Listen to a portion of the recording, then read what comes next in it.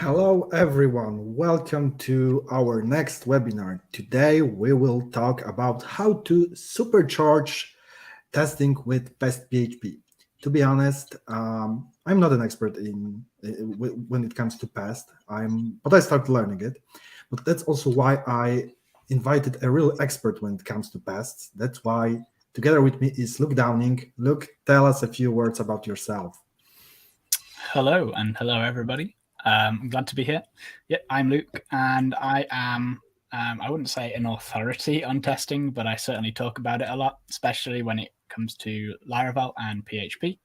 And you'll learn a bit more about my background as far as testing goes in just a few moments.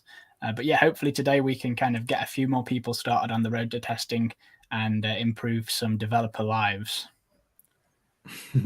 And my name is Maciek Palmowski. I work here at Buddy as a WordPress ambassador, but I am also your regular webinar host.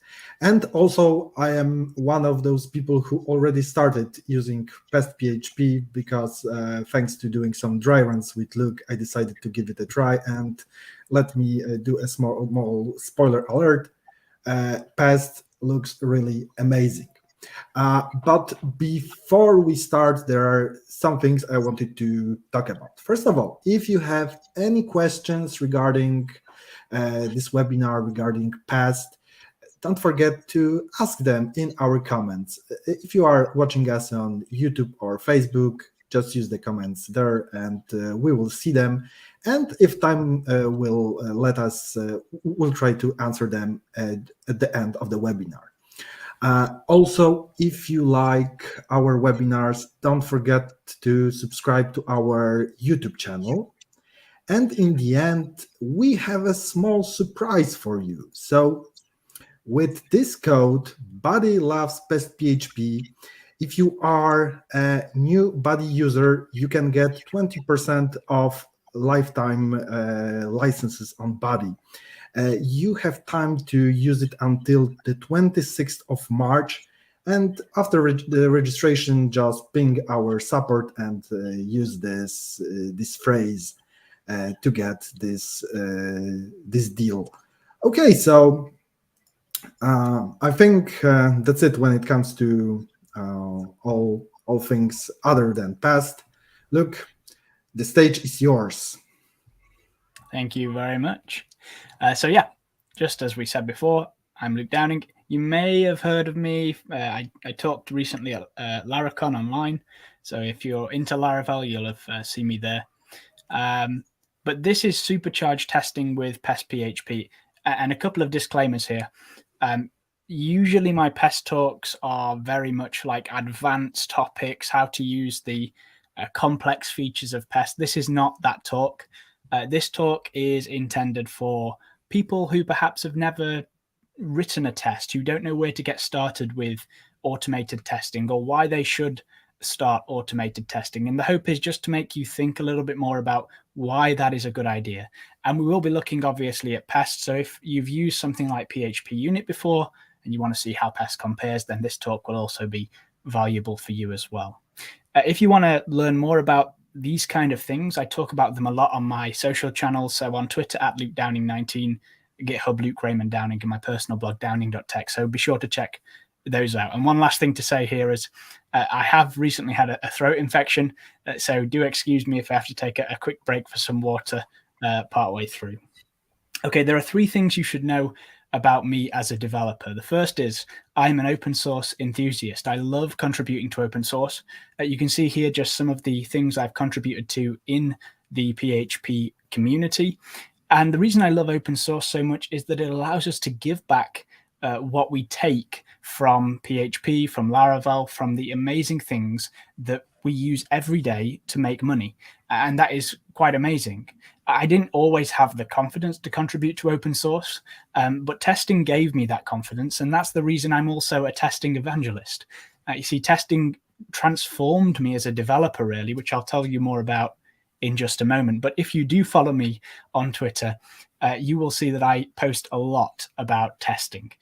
So if you want some testing tips, particularly around Pest PHP, make sure to follow me there. Little note, I am a little biased when it comes to Pest because I'm a co-author. I help maintain it. I'm part of a team of outstanding developers headed by Nuno Maduro, who also happens to work for Laravel. And we build this out together. However, I joined Pest PHP after having used that framework for testing for quite a long time. So it's not like I created the tool and am now trying to push it down everyone's throat. I really do think Pest offers an outstanding testing experience. Okay, I want to talk a little bit about my story because hopefully it will resonate with a few of you in the audience. See, I wasn't always a speaker who was giving talks about testing and PHP development and live coding. I wasn't always putting open source packages out there. I actually started life as a WordPress developer, and I wasn't a developer at all. In fact, I fit floors for the longest of time. And a friend got in touch, a very good friend, and basically said that he would fund me to learn how to program and work with him. So obviously that's a bit of a once in a lifetime opportunity. I took him up on it and I started building these WordPress sites with him for small clients. And that was fine while ever it was literally brochure sites. But as the clients got perhaps a little larger and we had a bit more money, things became a bit more complicated. See, I had zero knowledge of how PHP should be architected, what solid principles were, how I should put my code together. And it would seem that our sites had this massive piece of PHP script at the top and then HTML at the bottom. And I would be so scared of pushing out new features because every time I created a new feature or a new page or anything, it would inevitably break something else on the site. And it frustrated me so much because it really meant that I wasn't professional. I couldn't feel like a professional developer if every time I created something, something else broke. And that's not even discussing the idea of refactoring old code. I just didn't touch old code. It wasn't something that I ever revisited.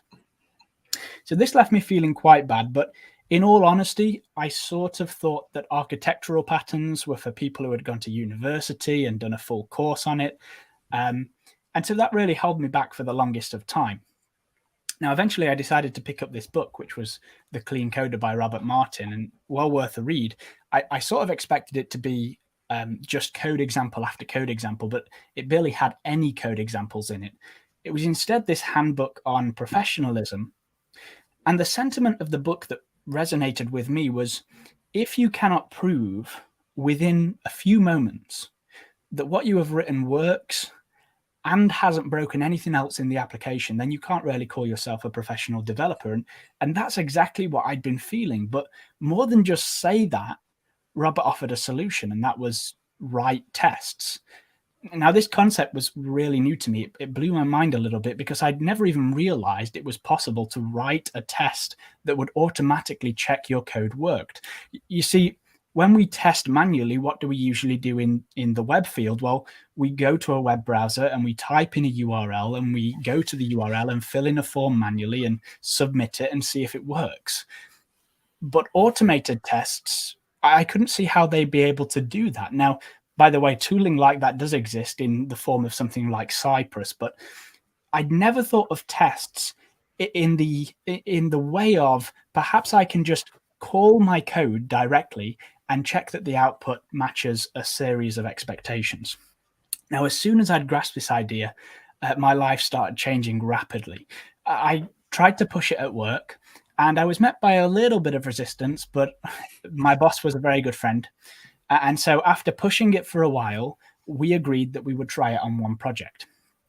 And I will say now that even though that project was a learning experience, and when I look back at that test suite now, I laugh at parts, but that is the only application from that period of time that is still up and running, that hasn't had to be rewritten or is completely dead in the water. So that says something.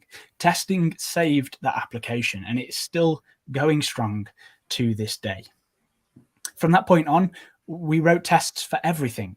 And as I started writing tests, I was more confident to contribute to open source because I could prove that what I was contributing worked with solid fact with these tests. I was confident enough to even contribute to the testing framework I decided to use, which was Pest PHP. And at that point, Nuno brought me on board. And once I was on board with Nuno, I made so many different developer connections. I was almost able to walk into my job at Worksome where I work now, and I really enjoy what I do. So the TLDR, the too long didn't read of this, is I was a mediocre developer. I really was. I learned how to test and test well. And now I can say I've kind of conquered the industry a little bit. I'm able to give talks to people. It's amazing that I have this opportunity and privilege. So testing really can change your life as a developer, and it is worth taking the time to learn how to write tests. Now you may be thinking, well, that's a nice story, but show me the code. We work by looking at code as developers. I completely agree. So let's switch over to the code editor, and I'm going to walk you through writing your very first tests in something that you might create yourself. I'm going to be demoing this on a package that we create at the company I work for, Worksome, called Exchange. And Exchange is a package for Laravel that allows you to very easily obtain exchange rates for different currencies by using various different APIs.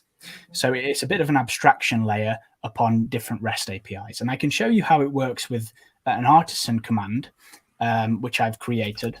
And the artisan command is basically the console layer of Laravel's framework, if you're not familiar with artisan. So I can say PHP artisan exchange rates, and I can say I want to have a base of US dollars, and I want to convert into Great British pounds and euros. And when we run that, you'll see that $1 US is 0.91 euros and 0.76 Great British pounds. So that's sort of how Exchange works. Obviously, you don't just use the artisan command. You have objects that you deal with and interact with so that you can integrate it into your application.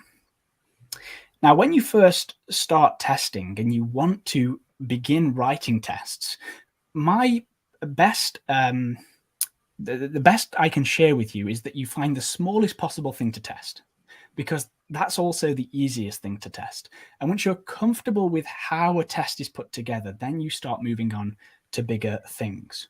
Now, in this particular case, we have a really nice example because there's this object called rates, and you'll see how simple this is.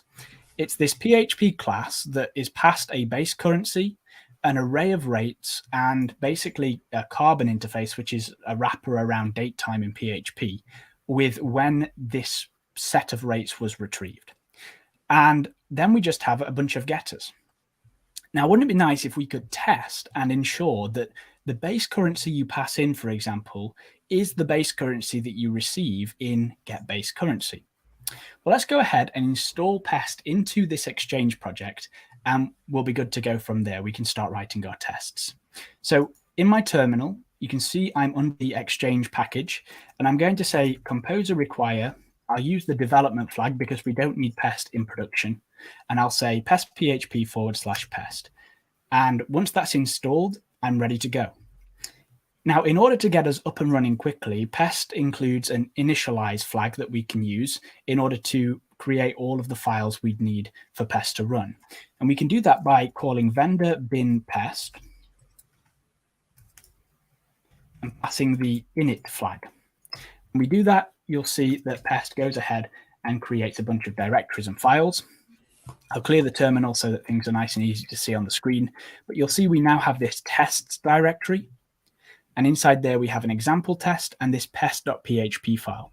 Now, the pest.php file is basically a configuration file where you can add different configuration. We're going to ignore that for today because it's not important when you're writing your very first test. Instead, we're going to dive into this example test here. And you can see that it already comes with this little example of what a test in Pest looks like. And you can see how quickly we're able to jump straight into our first test here. Now, just to show you that this works, I'm going to run the vendor bin pest script again without the init flag this time. And you'll see that it actually runs and tells us that we've created a test. Here's the name of the test file, and here's the test we created. So with that knowledge, we can break this down and understand how this works. First of all, we use the test function to create a new test. We pass in a description of the test. And then we have this closure here, which is where our test logic is actually stored. Now, there's an alias for test called it, which I actually prefer to use, and it's what I'll be using for the rest of the talk. And you can see if I run the test suite again, it prepends the description with the word it, but everything else is identical. Now, this here is the expectation API, which we'll get into in just a moment. But wouldn't it be nice if we could use this file to test our rates object? To do so, I'll head into here and I'll rename this file to something more appropriate. Let's go for rates test. Now, you can name these files whatever you want so that it fits the organizational structure of your application, but you have to suffix the name with test. So just keep that in mind. So in this case, we're testing the rates object. I'll call it rates test. Once we've done that, we can repurpose this function here, and we'll provide a new description. Let's say something like, it returns the correct base currency. You can see we can type these descriptions out in plain English. We can use symbols. The sky is the limit with what we can put in that description. We want it to be as descriptive as possible because when we read those tests back, we need to understand what they're actually doing. Okay, now that we're in the actual test code, you should try and split your tests up into 3 distinct sections. The first section is a range, and in this step, we're going to create any objects that we need to actually perform our test logic.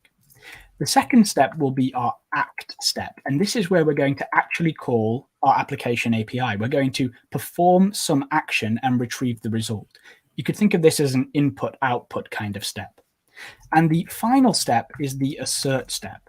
This is where we make sure that the result of the act step matches our expectations. And this is where a testing framework comes in super useful because they often provide either an assertion API or, in the case of Pest, an expectation API to make making those checks incredibly easy to do. So in the arrange step, why don't we create a new rates object? Let's say rates equals new rates. And rates expects a base currency, an array of rates, and a retrieved at carbon interface, as we saw earlier. So as the base currency, why don't we pass in euros? Seeing as we're not interested in the actual rates for this test, I'll pass an empty array.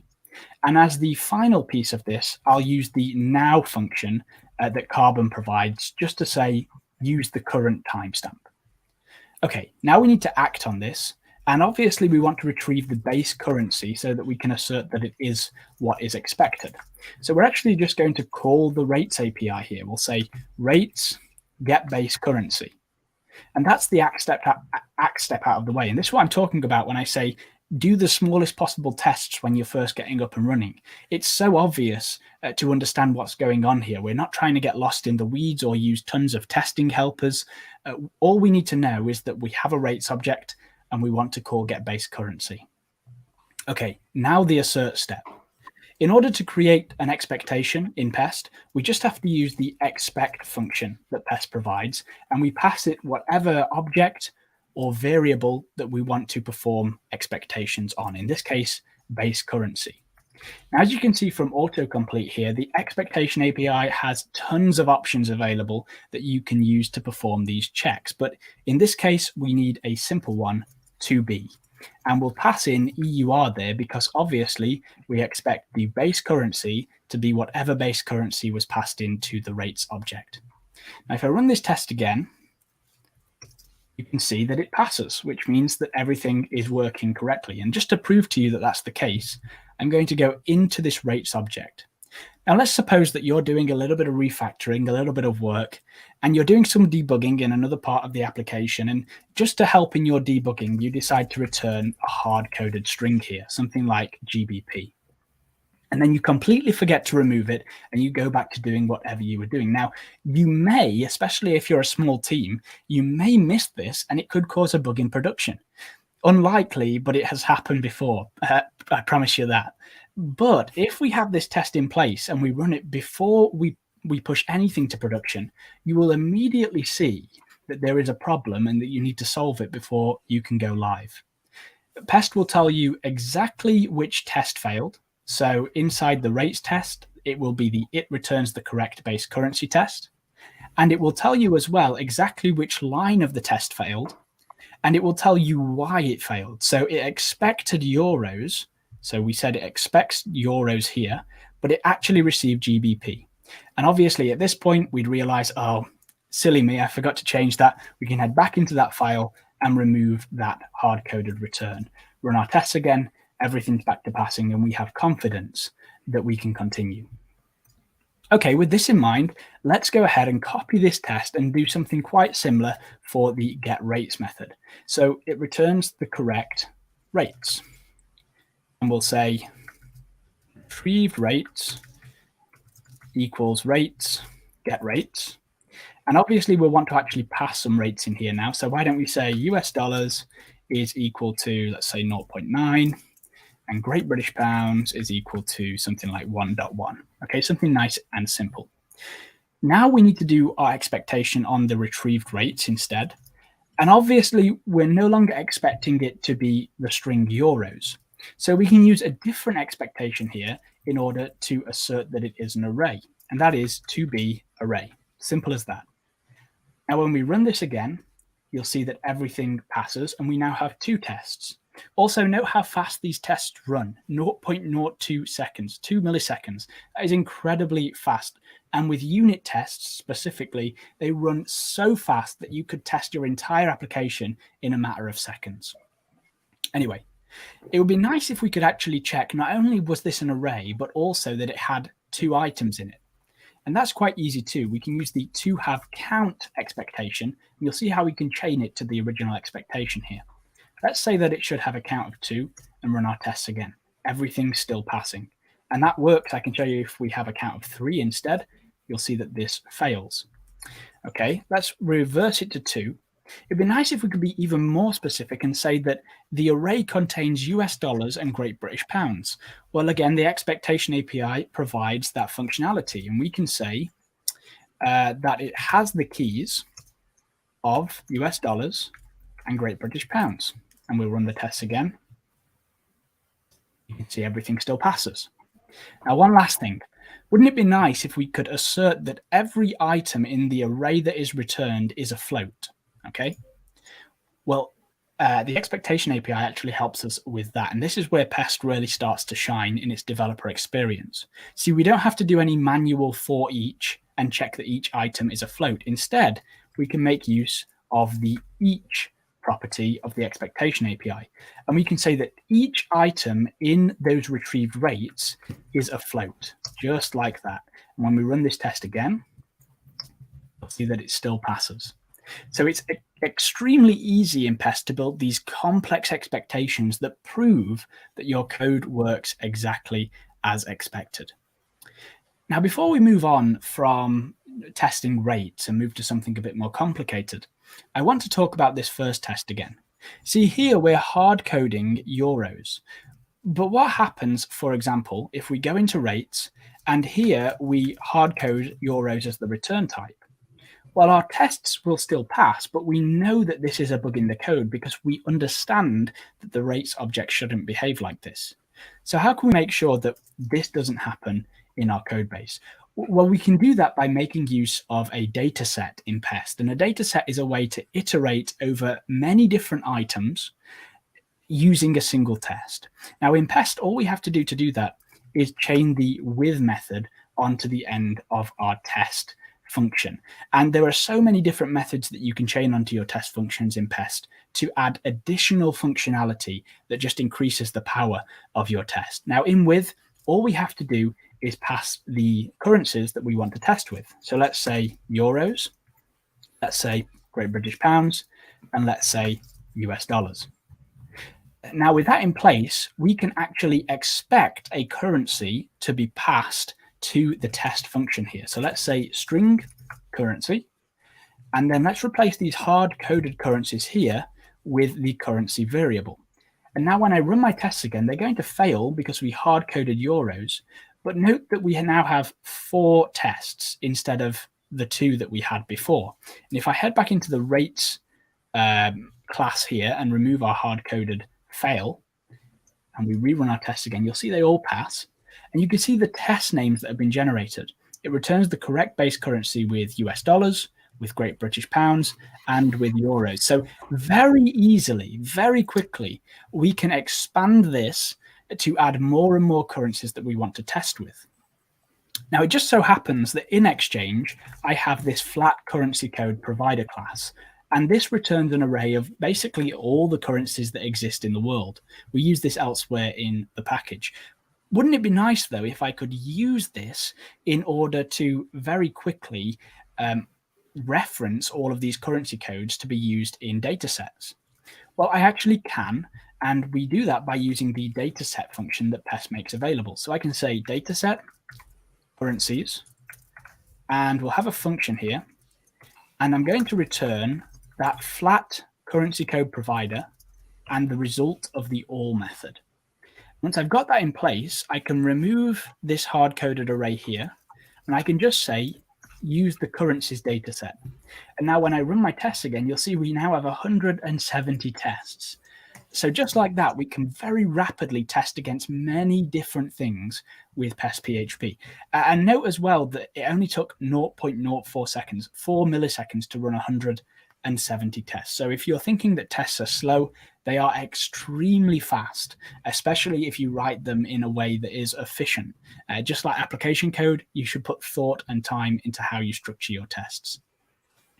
Anyhow, no doubt as this grows and we add more tests, we're going to want to reference this data set from elsewhere in our application. And it makes no sense to have this data set here in this file. So I'll tell you what we'll do instead. We'll cut it from here. And what you can do in Pest is you can create a new directory called Datasets. And in Datasets, we'll create a new PHP file called currencies. And we can just paste our dataset code in there like that. And Pest is going to automatically load this file for us when it boots our test suite. And you can see if we run our tests again, everything passes. So now any test file in our test suite can reference all of the currencies that our package makes available. So that's really nice. And you can see how incredibly easy and simple it is to kind of build these tests out very rapidly. What about something more complicated, though? For the last part of this live coding session, I want to talk about HTTP integrations. Okay, and I'm specifically going to focus on this one here, the Fixer provider. Now, Fixer is one of the services we use in Exchange to retrieve rates. And you can see it uses this fixer.io site and its REST API to get the latest API rates. Now, in the past, I might have created this by using Guzzle directly inside this class here. But you'll see what I've done in this case is I've injected this HTTP factory that Laravel provides. Now, why have I chosen to do it like that? Well, the tests have informed my architectural decision, and I'll show you why in just a few moments. But let's go ahead and let's create a test file for this particular thing. So let's go tests. We'll create a new directory and we'll call it exchange rate providers. You can have as many subdirectories and directories of subdirectories as you'd like. So you can really structure your test suite in whatever way makes sense for you. And inside there, let's create a new PHP file and we'll call that fixer provider test. With that, we're good to go. We can start writing our very first test with that it function. So why don't we say it can actually call the Fixer API? And this is one of the tests I always like to add when I'm first integrating with a new API in my applications, because it's nice to know in a matter of seconds that what you have created actually works with a third-party API. Let's go ahead and try to get this up and running. So remember, we have the arrange step, we have the act step, and we have the assert step. Now let's actually add a little description as to what we actually want from this. Here, we actually need a fixer provider, right? We need to create a fixer provider. And we also need to give it a secure key, a real API key. In the act step, we need to call the getRates method. And then in the assert step, we basically need to check that the returned rates contains rates. Okay, that would be our basic test, right? So let's go ahead and implement this now. We'll say fixer equals new fixer provider. And if we jump into the fixer provider, you can see the constructor expects this factory from Laravel, an access key, and we can leave the base URL because the default is fine. So we'll pass in a new factory, and we need this access key. Now, just for a second, I'm going to pass in the hard-coded password string. Okay, in the act step, let's use fixer to actually get rates. And we can say rates equals fixer, get rates. We'll use the base currency of euros again, and our currencies that we want to convert to will be Great British pounds and US dollars. Okay, rather than just performing the expectations right off the bat, I'm going to dump and die the value of that rates object, and then let's run our test suite again. And you can see we do actually get a rates object, but when we look a little closer, you'll notice that the rates array is empty. And this is because obviously this is not the correct access key. Now, how would we actually go about placing the access key in the test? Well, we could hard code it, right? So let's say this is our access key. We could hard code it in the test. But that is not a good idea, because if this goes in a Git repository, you are going to have stored an access key, a secret, in history forever. So don't put secrets like that in your tests. Instead, we can use the PHP environment to load that key in for our tests. And PHP actually has a getEnd function that will allow us to do this. So we'll say get the environment variable called fixer access key. And that will be our value. Now, if I run my tests again, you'll see that we now actually have rates coming through. You might think, well, where's that fixer access key come from? It's actually defined in this php unit.xml file. Now, I'm not going to show you the access key. I'd like to keep that secret. But just in this other file here, let me just show you how you would actually define this. You can use a PHP tag in the XML with an environment variable. And this is where you'd put something like fixer access key, and where you'd paste the access key from fixer. Now, obviously, you wouldn't want to put this in version control either, but you can have a local php unit.xml file.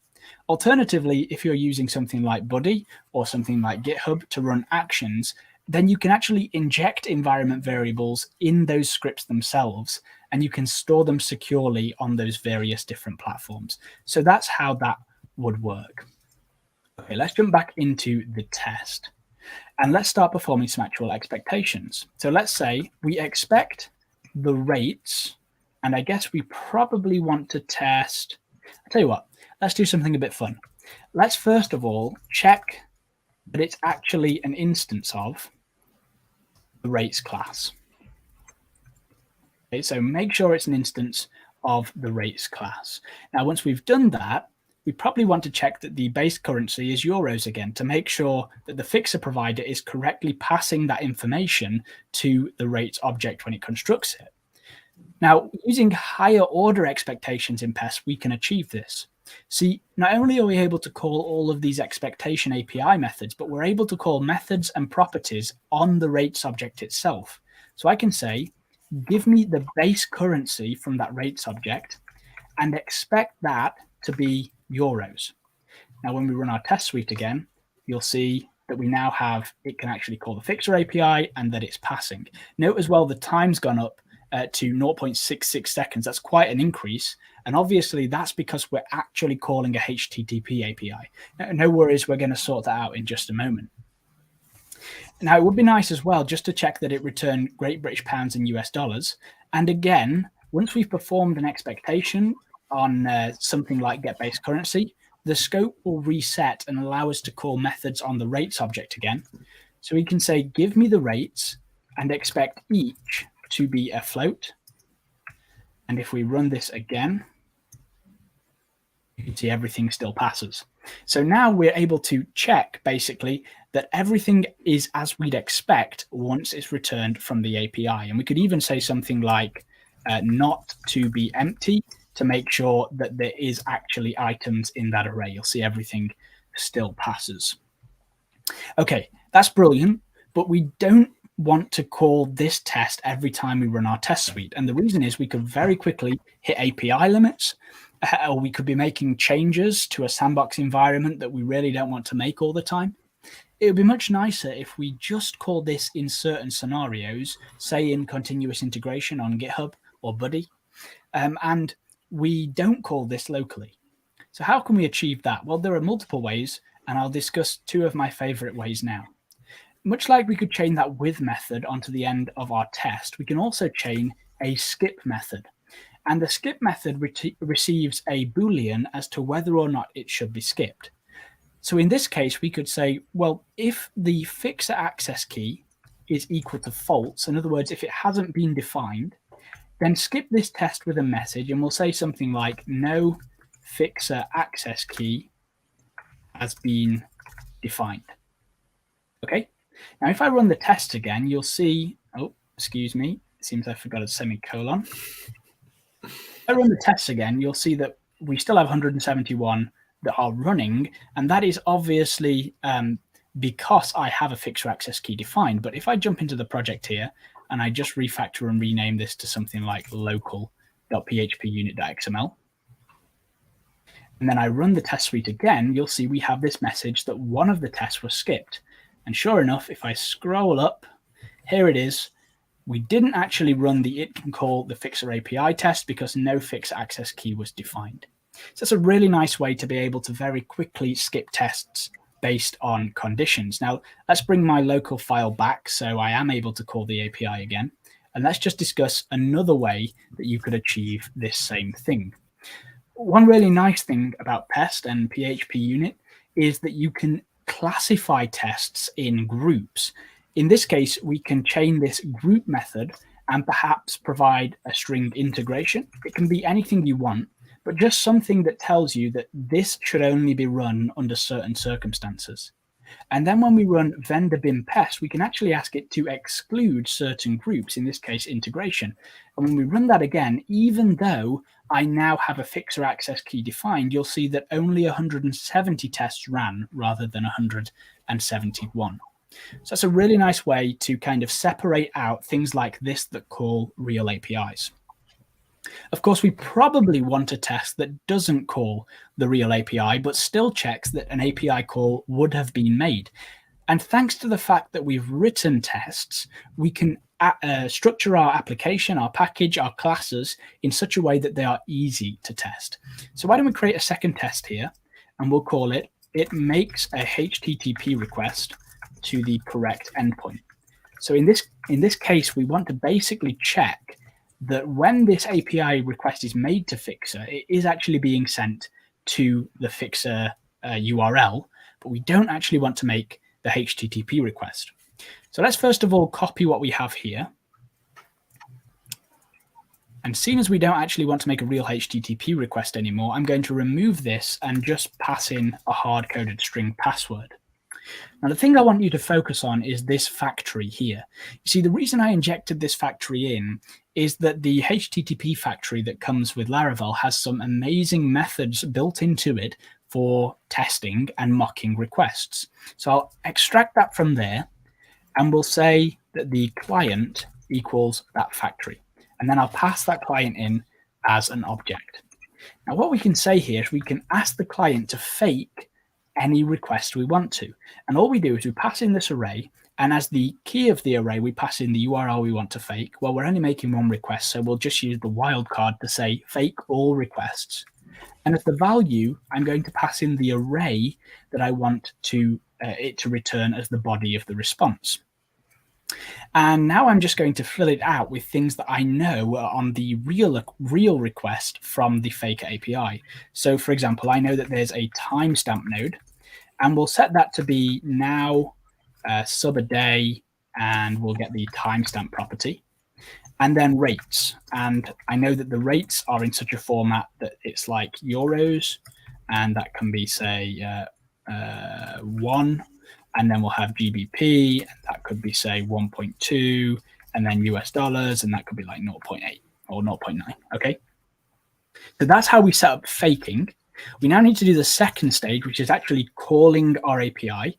So we'll say fixer, get rates, and the base currency will be euros, and we're going to ask for euros and Great British pounds and US dollars.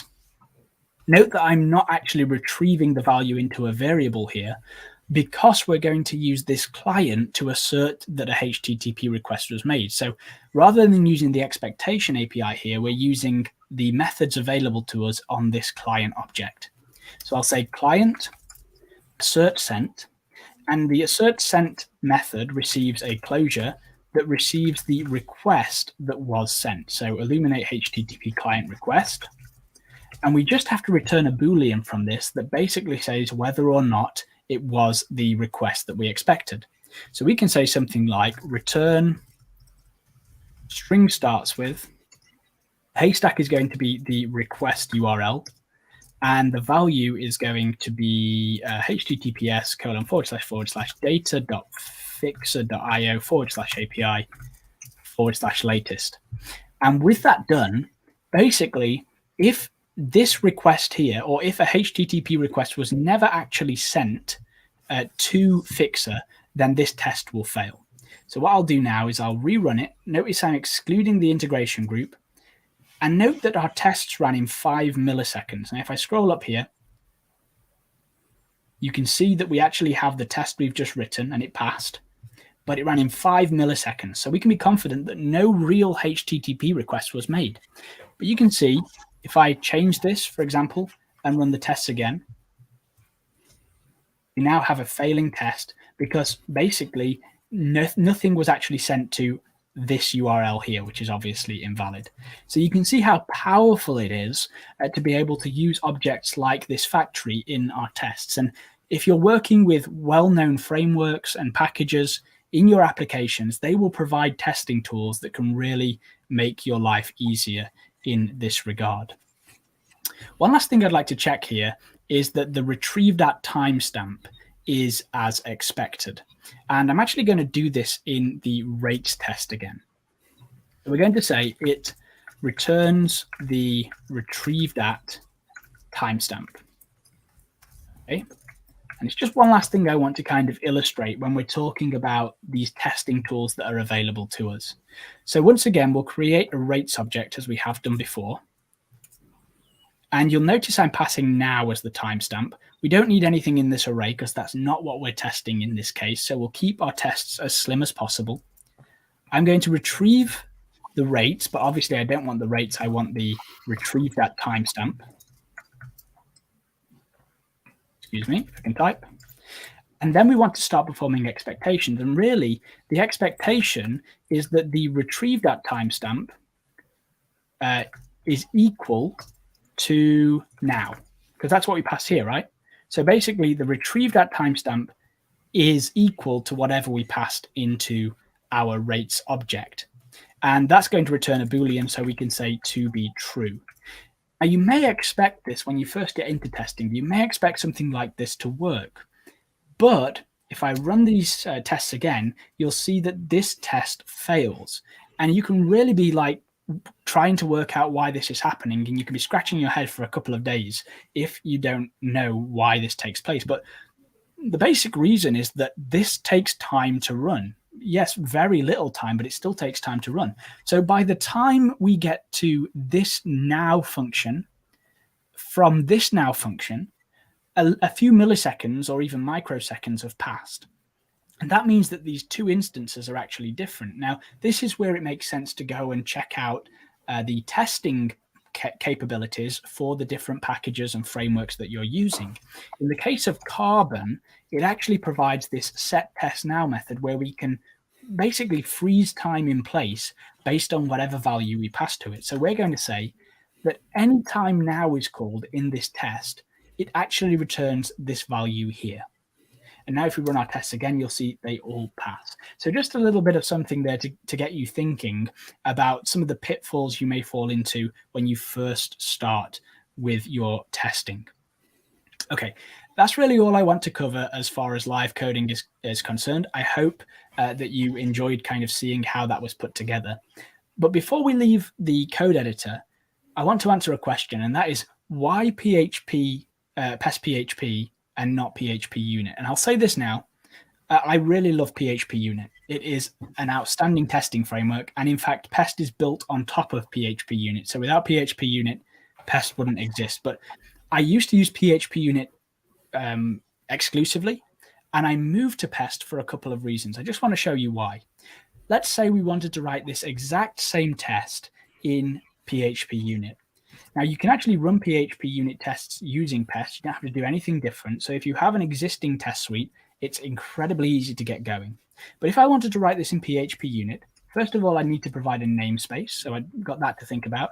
It's going to be worksum, exchange, tests. And then I'm going to have a class. And that's going to be what we call this rates test, which extends the test case from PHP unit. And then I need to rewrite this but in PHP unit. So that's going to be public function. And we obviously can't use a nice string. So we've got to use something like a snake case, returns the correct base currency like that. And once we've done that, we have to put this testing logic in there, which is fine. That's the exact same. But we wouldn't have the expectation API. So we'd have to use this assert equals, and that would be currency, and the actual would be the base currency. And then obviously we've passed in this dynamic currency, which doesn't exist. And you can't chain the with method on. That's not a feature of PHP unit because we're in a class method. So instead what we have to do is we have to define that down here using another function, something like currencies. And this has to return basically what we have in our currencies data set. So this here. That's going to return that. But this wouldn't actually work either because PHP unit doesn't support a single level array. You have to wrap each item in an array. So you'd have to array map this and wrap each item in the flat currency code provider in another array. But we'll ignore that for now. And then we have to use some php.comments to say that we want to use the data provider of currencies. And with that done, we can then pass in the string currency here. Now, some people much prefer this way of writing tests. And, I completely understand if you do. You should just use whatever testing framework works better for you. But for me, all this extra boilerplate just gets in the way of what I actually want to do, which is write the tests, make sure my application works as I say it does, and be confident about the code that I ship. So let's jump back into the presentation. This is the summary of basically everything I've said today. Writing tests can change your life. It certainly has done for me, and I bet it will for you too if you just get started on that path. The more tests you write, the more confidence you have that everything in your application works as you say, and that you haven't broken anything that already exists. And even if you have a massive application with 0 tests, the moment you start writing tests, you've taken your first step towards a more maintainable application, a more maintainable code base. And finally, the reason I choose Pest and I choose to evangelize Pest is because it streamlines testing, and it really helps when you're first getting started to be able to very quickly write your tests with nothing in your way. Okay, that's it basically. I want to thank you all for listening. I hope you were able to take something away from this, no matter who you are. And if you want more, remember Twitter at LukeDowning19, GitHub Luke Raymond Downing, and my personal blog, downing.tech. But thanks for taking time out of your day to come and listen, and I hope you had a great time. Thanks, Luke. It was amazing. And while you already showed how easy it is to write tests in Pest, let me show how easy it is to connect those tests as a part of your Buddy CI/CD pipeline. So I will use the Exchange repository that you shared with me, and I will just add a new pipeline. We won't get into more details. We will just create a simple pipeline that will just test things. Right? Great. Let it run this time manually because we don't have to do anything more right now. And we are just going to add one action called PHP. Because the project you provided has everything stored in Composer, the only thing that we need is first to install all the dependencies with Composer, and the next thing is to run Composer run test or test unit, because if I remember, if we will run test unit, we will only run Pest PHP test. The only thing we have to remember that this application is only working with PHP 8 and above. So let's use PHP 8.0.16. And that's it. Let's run and see what happens. So, okay, so it will take a few seconds because we have to download all the things for the first time. But we are already in the middle of, and that's it. 371 tests passed.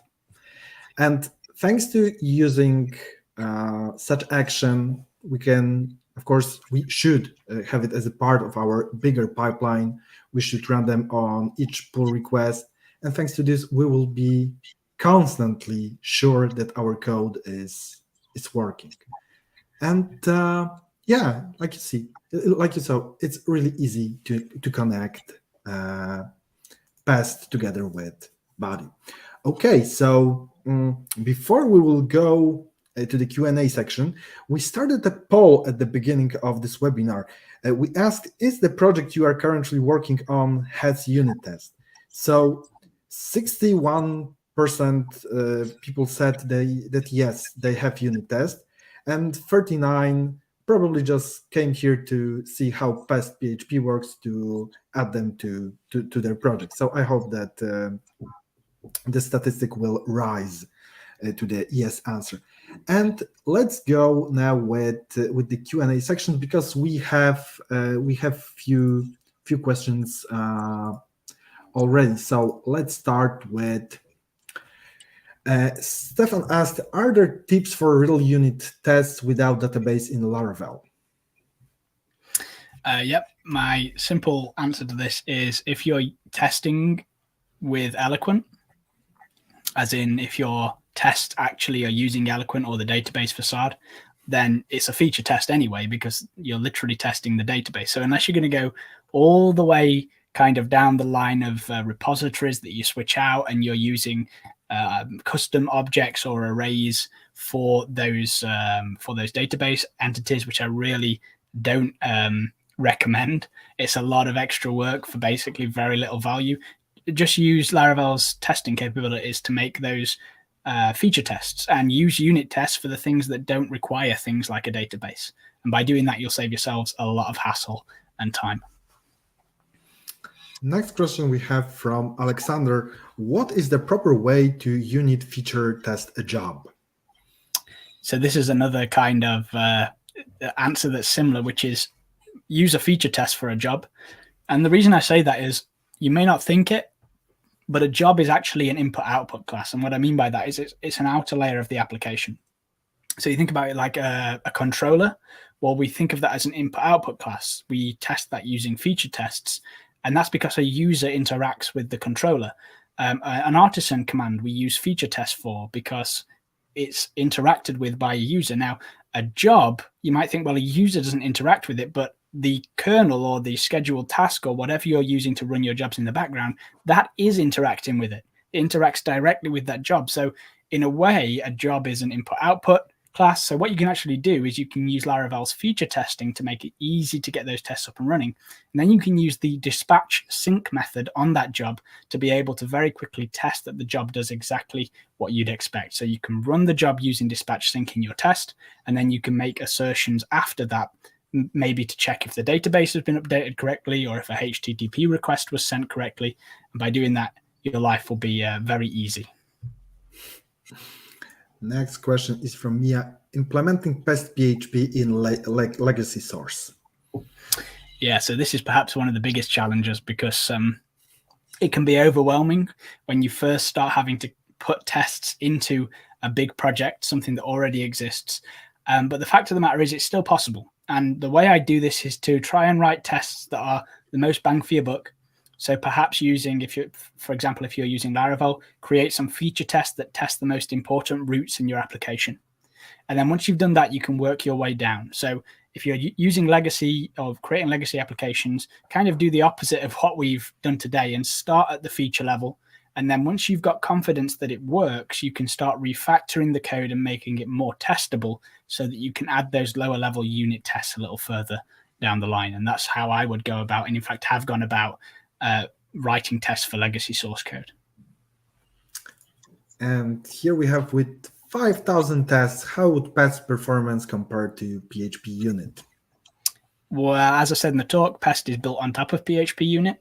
So the performance would basically be comparable. It would be almost identical. I think the only difference would be in parallel, in which case, under certain circumstances, PHP unit might come out on top a little bit.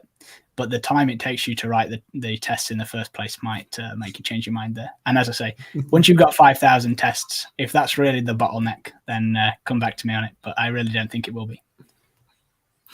Okay, and let me check what we have, because there were quite a few comments during your talk.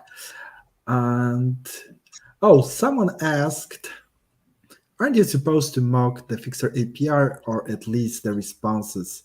Yes, so we did it at the current moment, at some moment.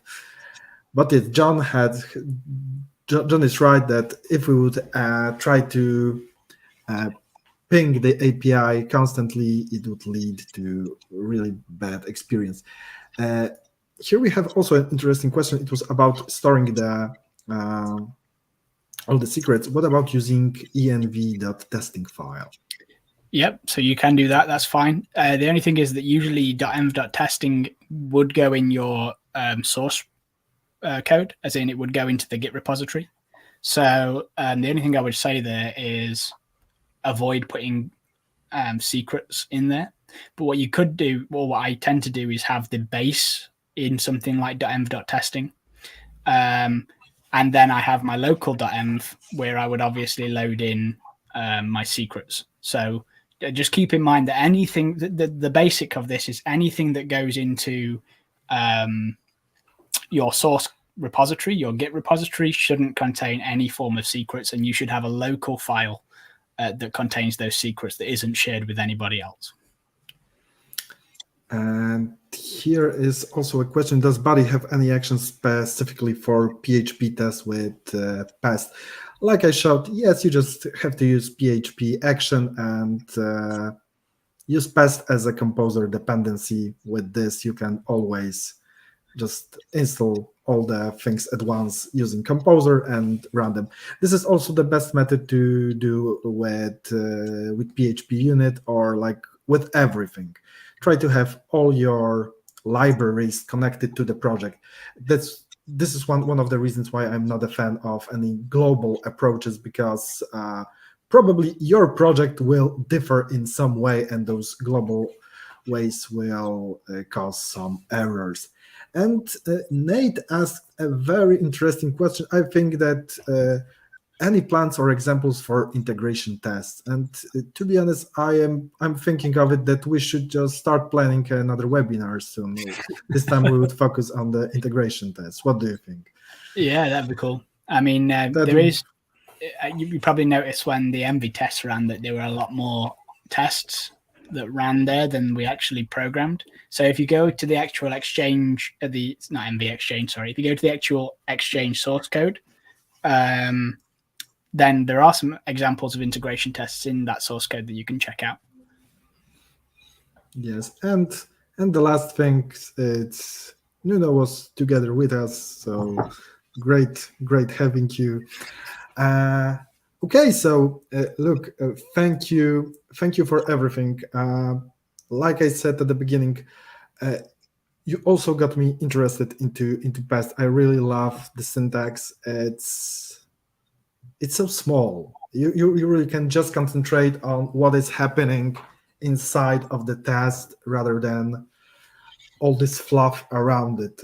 So this is something really amazing. So thank you for this. And before we will finish, let me remind you, remember about this Buddy Loves Pest PHP coupon code for 20% off for lifetime for new users. You have time until 26th March.